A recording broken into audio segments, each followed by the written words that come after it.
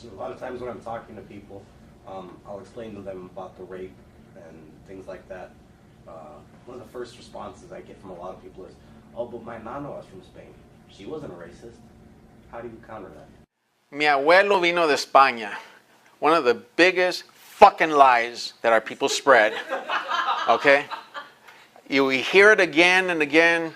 I don't really know you all that well. We know ourselves a little bit. How is it that in your family and my family and other people I meet all in California and Arizona and Texas, la misma pinche mentira? How does it come about? Okay? That, first of all, it's about 99% of a lie. Okay? Oh, because somebody is muy güero. Is that? I've heard these stories. Oh, es que mi abuelo vino de España. ¿De qué parte de España? Then the lie stops and says, bueno, pues es que se miraba como un español. Oh, se miraba como un español. Oh. ¿Pero dónde era? Oh, he was from Guanajuato. Pues no que era que your grandfather came from Spain. The thing is, you got to confront first on that part of it. Because if every Mexicano y Centroamericano and all Nican Tlaca who claims that same pinche mentira, there will be not one fucking Spaniard left in Spain. Just think about it. But that's also about self-hate. I hear the other part of it. Yeah, I may look like a fool, but let me raise my pants leg. You can see I'm a little lighter. It's kind of related. But let's take the other angle of it. I ran across this brother and sister, and they were going on with this. And they were going on about how their grandmother came from Spain. And I looked at them, darker than me, and they're giving me this story. And they went at it. They were insisting that they could prove it. And it turned out that their grandmother really did come from Spain. Era una gitana. Okay? A gypsy. A dark person from Spain.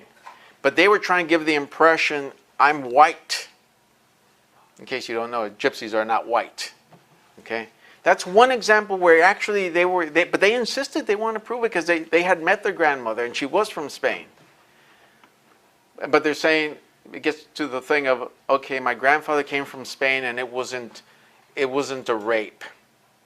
He came here and he fell in love and blah, blah, blah.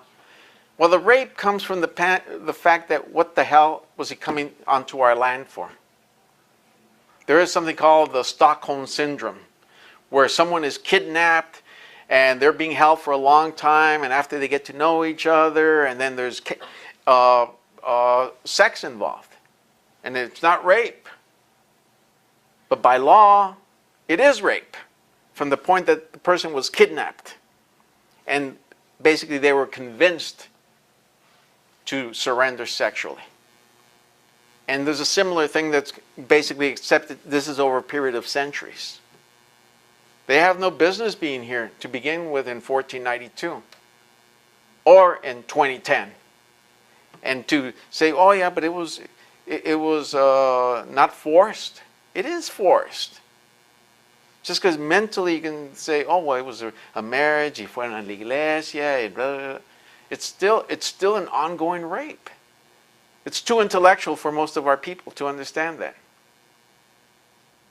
So, I don't know if I fully understood the way you were, yeah.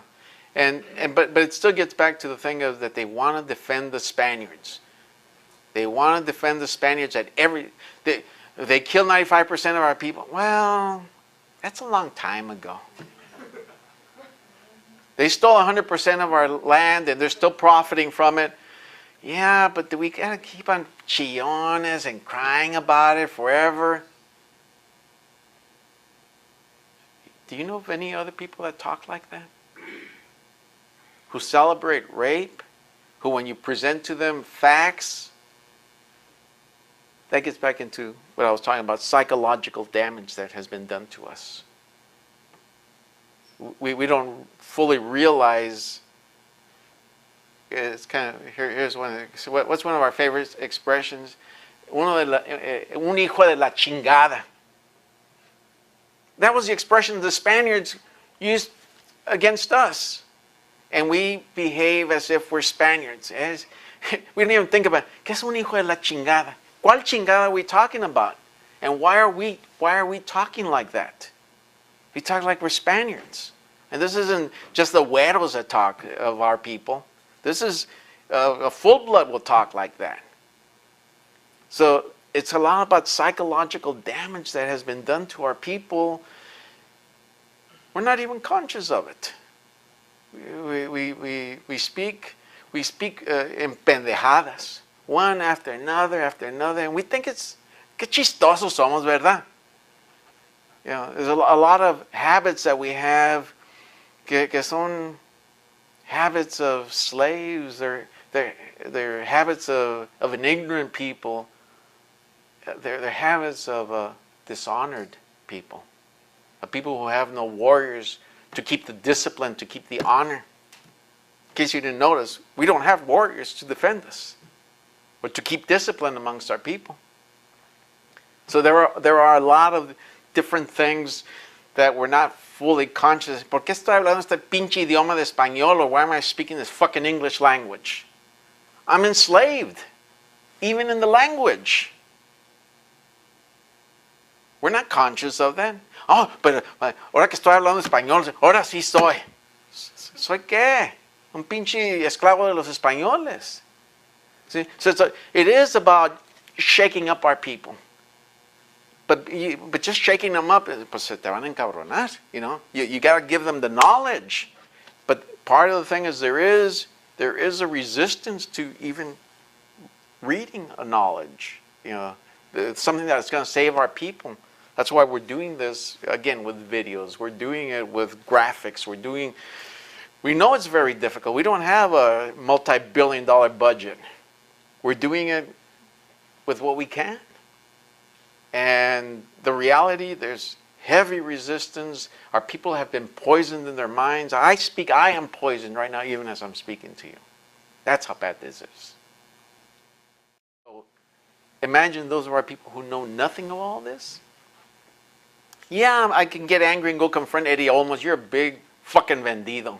We've confronted him again and again and again. But I can be honest enough to say, you know what? Who made him that way? But we still confront him. But to be honest about what made up all of this monstrosity, the terrorism that goes on in our communities with gangs, the drugs that are in our community, who brought all of that? If you look at the whole gang culture, that's totally European. It's got nothing to do with our people. But you try talking with somebody who's part of gang culture, they'll argue with you out of ignorance. In the same way they'll argue, my grandfather came from Spain. They'll argue with, ¿qué hijos de la chingada son esos? Tú muy español que te crees. You know, there's all of these different things, and guess who's laughing at us? Guess who's laughing? Los criollos, los españoles, the people who have the wealth of our continent, the people who are profiting from all of this. Ay, andan en carcajadas. Those funny monkeys, we got them. We got them. We got them good. And every time we work to liberate our minds, the biggest resistance comes from our own selves.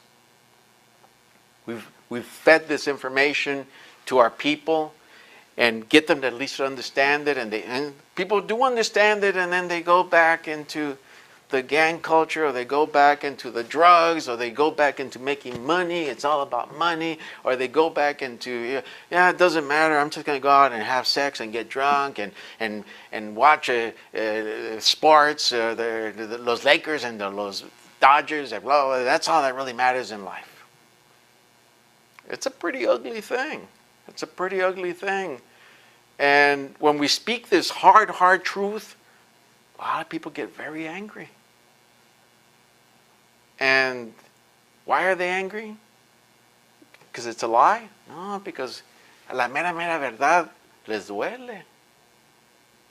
And it's difficult, and that's why we have to be patient with each other, because every one of us is poisoned. Every one of us You know, we've made, how do you think I know a lot of all this stuff? You know, I never called myself Latino or Hispanic, but the mestizo thing, that was a big part of how I was raised. You know, and that's how I understand that mentality. I know it from experience. Yeah, I know todas las cancioncitas de eso de mestizo pride and all that shit. So a lot of this, it is about reality. This is going to be very difficult. Look at us. Can anybody think of anyone out here, whether it's here in Phoenix or in Mexico or East LA or whatever, as far as an organization? I mean, we're a tiny organization. But do you know anybody who's out there representing our people? Anybody in this room know? What? Oh, but there's only 5,000 of us, right? It's millions of us. How about even in Mexico? Anybody who's speaking for Nican Tlaca, indigenous people? Oh, gee, there were the Zapatistas and Comandante. What was that all about? Anybody still believe in that shit?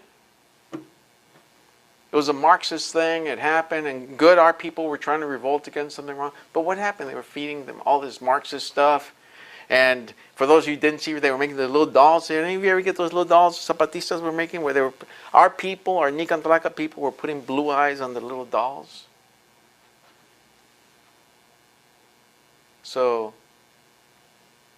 did our people in Chiapas learn anything about themselves? Are they really free? Some of you probably read a lot of stuff about Zapatistas and all this, pero ¿qué pasó? They got worldwide attention. You had celebrities going down there. Rah, rah, rah, rah. Was there really any real solution being offered there?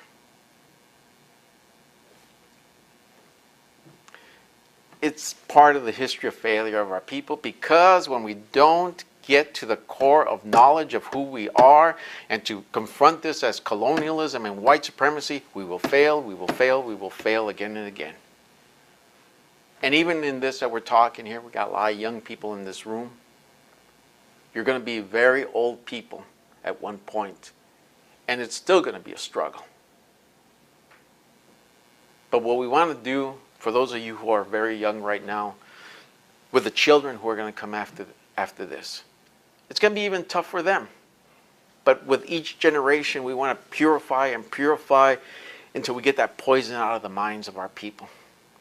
It is a lot. It's a lot to ask, because who's going to provide the guidance? We don't have the money to deal with it. We don't have a power structure, and because we're slaves.